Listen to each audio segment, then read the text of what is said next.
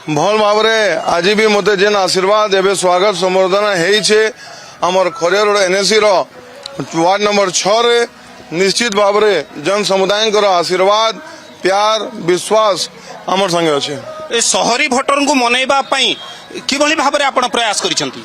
निश्चित भाव में देखु शहरी हो कि ग्रामीण विकास भोटर्स हो से गोटे आमर परिवार अच्छन एवं जे बापा छाड़ी कर जाइछन मते मोर पाखरे से परिवार के एकजुट रखबा लगी मोर दायित्व अच्छे सेटा मु रखमी।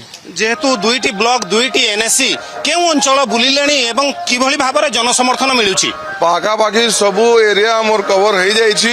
एवं सेकेंड राउंड मोर आरंभ हेबो पर दिन रु जेन प्रकार आशीर्वाद मु चाहूली तानु 2 गुना 3 गुना मते आशीर्वाद मिलुछि मु भाभी भी नथिले। केउ केउ अंचलर समस्या कोन कोन स्वप्न देखंती?